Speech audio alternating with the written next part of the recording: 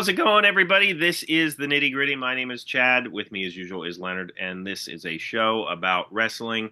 And this is one of our random match reviews. And we are going to be covering the dark matches that showcased Mortis in WWE. And before we get to that, and Leonard kind of starts us off here, I'll just say that when you sent this to me, Leonard, like I knew who Mortis was. Yeah. But when you sent it to me, I was just like, oh God, like, is this even going to be worth watching? Mortis dark matches, like what is this even going to be? Blah, blah, blah. And, man, this for real is to me a hidden gem. And Yeah. it just kind of showcases, you know, uh, the sadness that we do not have this person with us anymore. But we'll get to all that. And Leonard, why don't you take it away? Yeah. So this video that we're referring to was posted by the WWE Vault YouTube page not too long ago at the time of this recording. It's about 20 minutes long, and there's four dark matches taped in 2003, looks like, prior to Velocities. And Mortis, if you don't know, was Chris Kanyon in WCW. It was a character inspired by Mortal Kombat. He was managed by James Mitchell. Brian Clark as Wrath was his partner, and they were adversaries of Glacier in the Blood Runs Cold storyline, which was a flop for WCW, even though I think Mortis and Wrath were both over when originally introduced. And I do remember those characters, and I think it kind of got buried with everything with the NWO and everything they had going on at this time.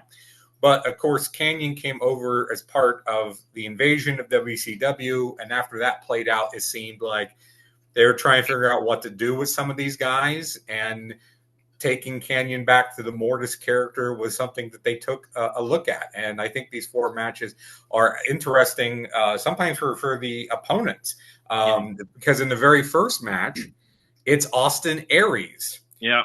With a different hairstyle and no beard. He looks very young here. And I thought he was pretty green as well. He didn't seem to have good chemistry with Mortis. It could be that maybe Kanyon hadn't done the character for a while, or maybe he didn't want to do it again, but he seemed a little listless and a bit off, and Aries seemed a bit green and a bit off. Mortis gets a nice pop for a super kick. He brings Aries up with what to me looked like the Tongan death grip. He performs a second rope one-handed bulldog, and then Aries makes the ropes, that takes an inverted Boston crab. So just some really innovative stuff. Mortis gets clotheslined to the floor, and in a nice sequence, Mortis gets back into the ring to avoid a slingshot splash. But Aries lands on the apron and jumps up top for a missile drop kick. Mortis wins with a sit-out dominator.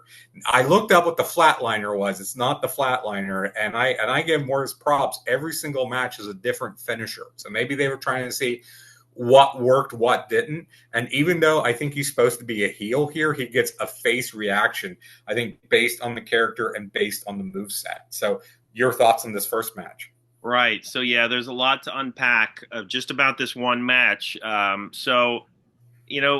Chris Kanyon was known as the, innovator of offense, and they did a Dark Side of the Ring episode on him that was very, very good, detailing some of the personal struggles that he was dealing with throughout his whole wrestling career. But it also doesn't just touch on that stuff. It touches on, what he brought to the table in terms of his in-ring style. And if you just watch that Dark Side of the Ring episode, then you really need to go out of your way to watch some of his full matches, because he was so good in the ring. And to me, I liked the fact that everything that this guy did, he wanted to be different. He wanted to set himself apart. Mm-hmm. And I don't know that WWE in this era, and probably for a long time, is the right way to showcase that, because for WWE you had to kind of do certain things in a certain way, in a certain style, at a certain pace. And you mentioned the fact that he did four different finishers in these matches, and I wonder if that was something he was doing because he liked to change his move setup, all the time. Yeah. Like, you know, if I just, you wonder if he had, been alive longer, God, he would have been able to, train and offer his, knowledge to so many people today, I feel like. Mm-hmm. And, there were obviously a lot of rumors around this time as to why he was kind of never given the shots that people thought he deserved in WWE. He would get injured after this and then came back as a part of one of the surprises for The Undertaker at one point, Yeah. singing Boy George and whatnot. But backing up to the match, I thought that this match, what you were saying about, kind of them being off, I agree with and can see. I would call this match probably the best of the four, simply because you have Austin Aries, who was very young but very like hungry here. Like you could tell that he was like ready to go. The inverted Boston Crab is just crazy. Like I've never seen that before. Yeah. The sit down dominator, like, I mean, he gets reactions. That's the thing. Like, he's getting reactions. So if they're looking at him and saying, oh, we don't know what we can do with this guy, I kind of call BS on that. Yeah. And unless it's what you said, which is that he's getting face reactions. And it's because he's a dynamic personality to watch, even though he has a mask on. Like, you could totally have seen this guy have a program, a short one with The Undertaker. Like, you could totally see something like that happening. But the fact of the matter is the crowd kind of woke up when he would do some of these unique moves because, he was fun to watch. I will say before we move on, I think WWE was trying to position him in an Undertaker/Kane mold. Right. With the music, with the costuming, it was a little bit different than what he wore before. It was a color change from green to purple. Right. Some of his gestures, I think they were trying to say, "Hey, can we recreate Undertaker and Kane?" When what you should just do is just let him go and be his own thing. Right. Within that confine. So the second match, I'm going to disagree with you. I like the second match a little bit better than the first because I think it was a little crisper. I think it had more of a flow to it than the first one did. And originally I thought this was Shannon Moore, but according to the commentary, or the comments, I should say, on the video, it was Truth Martini, probably best known as a manager for Ring of Honor. And this has a lot of the same spots as the first one did. There's the super kick. There's the Tongan death grip from Mortis. The coolest thing to me here, we talked about the inverted Boston Crab. He does a Boston Crab in the corner from the top rope. Yeah, which is great. Fantastic. Yeah, it gets a great reaction. The crowd goes nuts for that. Then when Martini falls down into the corner, Morris does a baseball slide that jams him into the post. He does a straight jacket chin lock, which I think Regal used to do that. Martini does get a tornado DDT that looks pretty good, but Morris recovers and wins with what I'm going to call an electric chair into a sit-out face buster. Yeah, that's what it was. That's a good way to describe it. Like, I think people will be able to picture it to a certain extent in their head by that. And that because that's what it was. I mean, God, he just, he pulled these things out because he was trying to change up the formula a little bit. And, it's what kind of keeps his legend alive after all these years. So, yeah. So I like this one a little bit better. The third match is probably the worst of the four, and it's an oddball one. So Mortis is tagging with Funaki of all people. That legendary tag team, Leonard. Come on, where's your Funaki Mortis shirt? We should make one. We should get one. But if Mortis had got on TV within 6 months, he would have been in a comedy tag team with Funaki, and Funaki would have been dressing like him. And that's the thing. Like Chris Kanyon could do the comedy stuff as well. Yeah. Like I said before, there's rumors that some of the comedy stuff he was put in was kind of meant to make fun of him. Who knows? But yeah. So they're in a tag team against. I originally thought it was the Basham brothers, but a good friend of the show, Ronnie, told me it's not them. I'm not sure who it is, but I see two bald, bland dudes in matching trucks in 2003. I just assume it's the Basham brothers. So yeah, I can see why you would think that. And then initially, I was trying to remember. You look at weird things when you're trying to remember who somebody is, And I was looking at the one guy's tattoo on his Yeah. back, and I was like, I didn't recall anybody, And then like that guy was trying to make himself known, like by shouting things out, and one wonders if he was sent packing, quickly thereafter for that reason, but. Yeah, so thanks to the Internet Wrestling Database, I did find out who these guys are. It's Jack Bull and Mike Knox. Which one is Mike Knox? The other one? I believe the other one, the guy with the back tattoo, I believe is Bull. Right. Yeah. So I did not recognize Mike Knox. Knox, of course, did work for the WWE at one point. I remember him being Kelly's boyfriend. Right. That was like the only thing I remember from him. So that's who these guys were. And it's a pretty traditional tag match. Morris starts out with one of the guys and, does a side kick. He tags, Funaki tags himself in, comes in. And then they do, a heat segment on Funaki until we get tags all around. Mortis gets a swinging neck breaker to set up a super kick. And then everyone runs in. Funaki fights the one guy to the floor. And Mortis wins with, I'm calling this one an inverted rock bottom. Yeah. Because he kind of picks him up from behind and puts him down. So, with Kanyon, who knows what he was thinking or if that move had a name or what have you. But, yeah, this was kind of a nothing tag match, and I kind of wonder, did they just do this so they could see how he looked in the tag match? Did they do it so they could take a look at the other two guys? I kind of wonder, was these dark matches just a way to take a look at Mortis or maybe take a look at Mortis and an indie talent? To see, hey, do we like this guy too?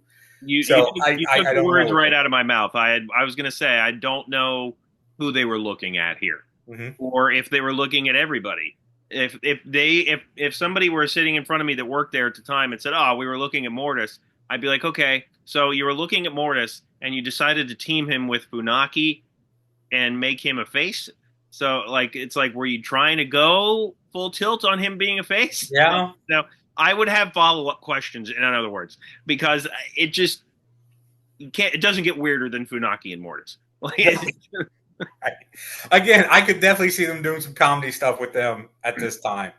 So the final match, I should say all the matches are about 5 minutes long. The whole video is about 20 minutes.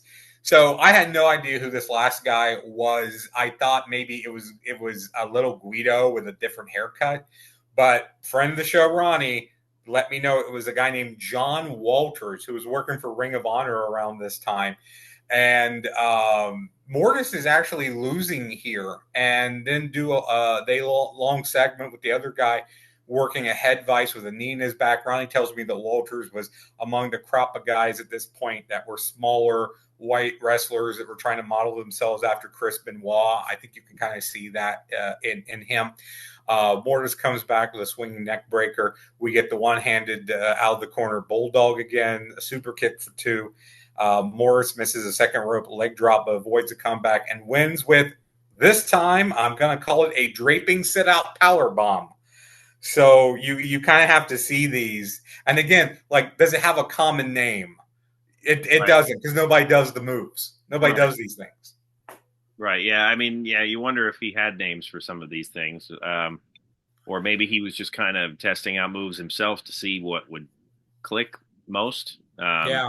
I would say all the big moves he does gets a reaction every time. Yeah. I mean, I would say the first one, probably got the most reaction. Yeah.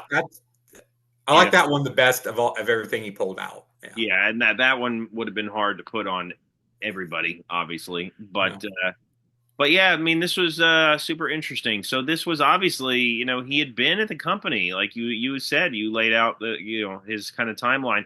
He had been with the company for a while, and they just kind of randomly decided to see what they could do with this character. It's interesting to me that they bring him over, try him as himself, and then think, let's try to reach back into the WCW bag how often did they do that? Probably not much. No, I'm trying to remember another time, but this was right around the time where they were trying to do different things with the WCW guys. They had the Sean O'Hare, Devil's Advocate gimmick. Right. They had Planet Stasiak. Yeah. I'm trying to remember what. Oh, they had Chuck Palumbo with Billy Gunn. Yeah. So they were just trying different things to work in these WCW guys. Trying to do more is, I don't think, is the worst idea on earth. And I actually don't think it would have been bad if they would have brought in Brian Clark and did the Mortis Wrath thing. Mortis and Wrath versus Undertaker and Kane. I mean, you can still steal a pay-per-view on that, I think. Absolutely. You can steal a house on that. I definitely think they could have had a small feud there. And you look back at WCW trying the whole Mortal Kombat thing, and yeah, it seems silly, but I think that there is a spot for some stuff like that that could have been better executed if they had done it maybe a little bit better. But yeah, I really do wish that Kanyon was still around. I feel like he could offer a lot to a lot of talent. Yeah. And this was interesting to watch. And like I said earlier, upon first glance at this link, I was like, oh no, I don't know, what is this going to be, but I honestly did not expect it to be 4 matches in one. When I saw Austin Aries come out, and I was like, oh my God, like 19 minutes for a dark match. I was like, that is insane. Like, and then it ended, and I was like, wait, why did he send me this? If it's like only a 6-minute. I should have told you it was multiple matches. I just kind of sent you the link and said, hey, I want to talk about it. Like, what happens after this? Is there like aftermath that happens for like 15 minutes? Yeah. But yeah, so it's cool that these are all in one. And yeah, I mean, I'm sure the WWE Vault channel has some interesting stuff on there. So yeah, I haven't checked out more of it, but again, I was reading the comments to figure out who some of the guys were, and some of the people there say, "Hey, this is so cool that you put this on. I hope to see more stuff like this. This is the kind of stuff they need to be putting on the network via Peacock." Those types of things. So I'm not sure what else is on there, but maybe we'll look and we'll do more in the future. We have done some dark matches like the Hennig versus Brock Lesnar dark match. So again, the idea that these were dark matches that people probably didn't know happened, that has kind of fit into some of the random match reviews we've done in the past. Yeah, and I mean, it kind of reminds me of like why the network, when it was around, was so good, because like they were able to highlight stuff like this, I think anyway, in a better way. And now, unless you're really going to the Peacock section, the WWE section on the Peacock network, you're really not going to see that content. And it's going to be, I realize it's a big deal for them, but to me, it will be just as buried on Netflix, because Netflix, it's like every day, if not every week, you got to be the hot new thing. And if you're not on the main page, it gets stuff to the bottom. So I'm sure, like, everybody out there listening to me is probably like, I'm sure Raw will be, appropriately advertised on the same page. I have no doubt about that. But all the other stuff, like the random little things, the pay-per-view anniversaries, that sort of stuff, I doubt it. Yeah, and one argument I've had with Peacock, or problem I should say, is you can't find anything. Yeah, it's very hard to search for anything. The network was a lot easier to find things. Again, they had all this, small stuff, minute things. They would have a random match. Like, they would have, hey, here's a 5-minute dark match you probably didn't know existed, and they would just throw it up there.